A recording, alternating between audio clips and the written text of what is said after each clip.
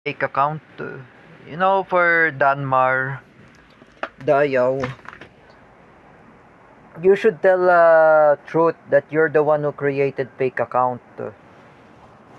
When you create fake account of Kuya Rodelio Daguman, Mrs. Annie Gill, oh,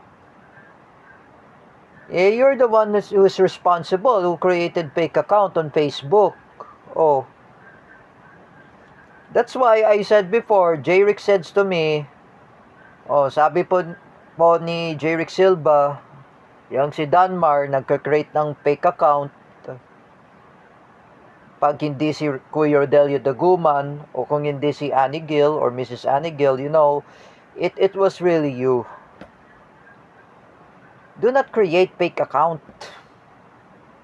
I say to those four idiots who were Marcos loyalists, Ate Dina Guillermo, Sangkay Janjan, Danmar Dayaw, and Teacher Alexandra Pagkalinawan. All of you should stop creating fake account on Facebook. Stop creating trolls. Do not bash Kuya Rodelio Daguman, Mrs. Annie Gill. They are not connected to the politics. Mrs. Annie Gill is overwhelmed retired after she worked in Ferrer Law Office of the uncle of David Gill named Joel Ferrer. That was a friend of Aton Comentador. And Kuya Rodelio Daguman is still currently working in Muntinlupa City Hall. He's busy on what is that? Virtual artist. Oh, he's busy for his work. What about you, Danmar? Can't you even just know to create trolls? Just you can even know that you created cyberbullying? Danmar, you do not know about cyberbullying.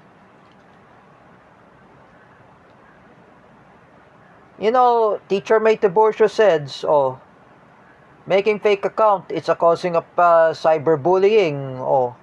At least I never tell to Nicolas Sabino and Jens Manaid. Remember, I say to Jens, Jens, do not look about this Facebook page of Rodelio Daguman. That's not him. I say to Nicolas Sabino, that's not him, named Rodelio Daguman. That is a fake account. And that fake account, anyway, was created by Danmar. Danmar created this. First of all, Mrs. Annie Gill, that you create a fake account to ruin Cedric Mariano, to frame, and then David Gill framing me up that I ruined the art of Cedric Mariano. Who created the fake account of David Gill? It was you, Danmar. It was really you, Kuya Danmar Dayaw.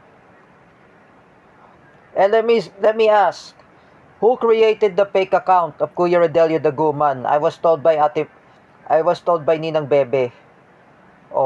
Marisol Gabag. It was Danmar Dayaw. They're claiming you, it is really you. You're the one who created the fake account. Danmar, that's why Kevin Suarez had blocked you in Facebook. You're just even created the trolls. Don't you even know that you're creating lots of trolls? That's why my awareness to the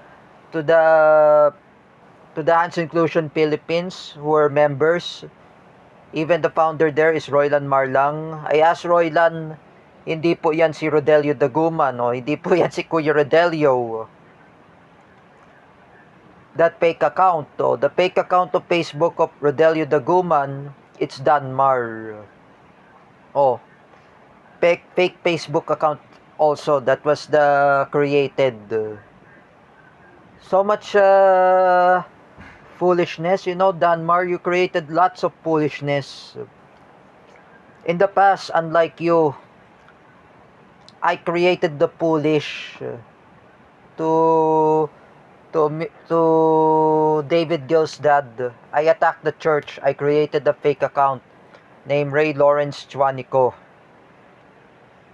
When I have a summons in barangay with Kapitan Nasolonga and I attend the hearing last 3 years ago, when I was grounded in using Facebook, I was hiatus on Facebook.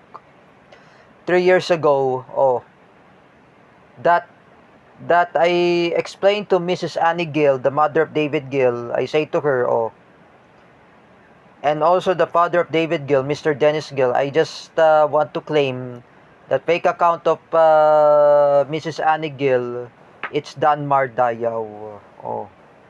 They're claiming it is really you. Do not spread the lie, Danmar. I know it was really you.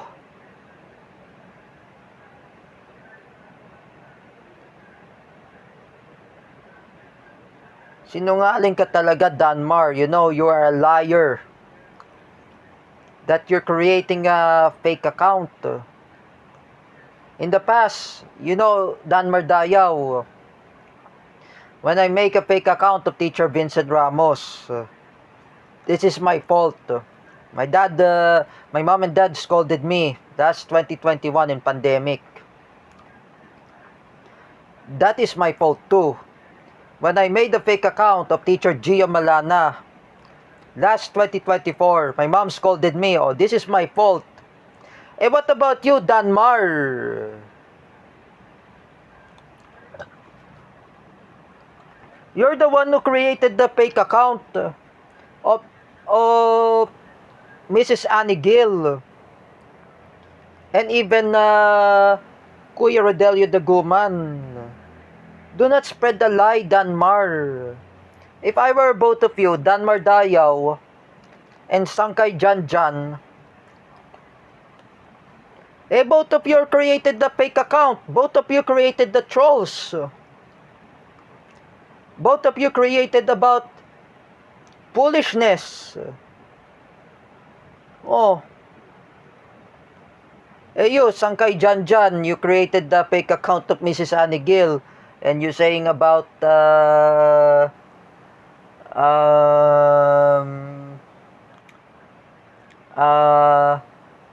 against the Duterte supporters, against the PWD. You're the one who started this, Sangkay Janjan, and even Danmar Dayaw, both of you. If I say again, both of you, Danmar Dayaw and Sangkay Janjan, delete all the fake accounts on Facebook. Stop creating lots of trolls. I know I don't like to create trolls in social media. But right now, Facebook, it's not a game. It's not a Street Fighter. It's not online rambulan.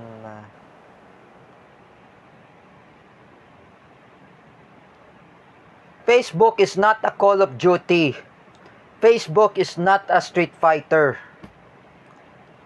I am saying to you, Danmar Dayaw and Sangkay Janjan, those two Marcos loyalists who were creating a fake account, especially Teacher Alexander Pagkalinawan, Ate Dina Guillermo, all of you, stop creating fake account in Facebook. And even those Marcos loyalists who are fake Filipinos, stop creating fake account. That's why the Duterte supporters are criticizing against all of you for creating fake account.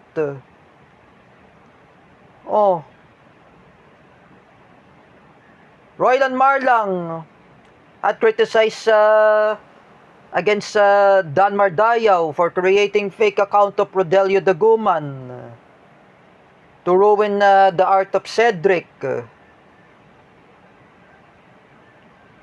And even Sangkay Janjan, he created a fake account of Mrs. Annie Gill. That's why the Duterte supporters are criticizing against Sangkay for creating fake account. Remember Danmar Dayaw. Fake account is a cybercrime, Danmar. You don't know what is cybercrime. That's an identity theft. Remember that. At least, look at Paulo Cruzada. He was in jail right now for creating a bomb joke. Oh, even Gina Sedjo and Jeffrey Asedjo. Oh.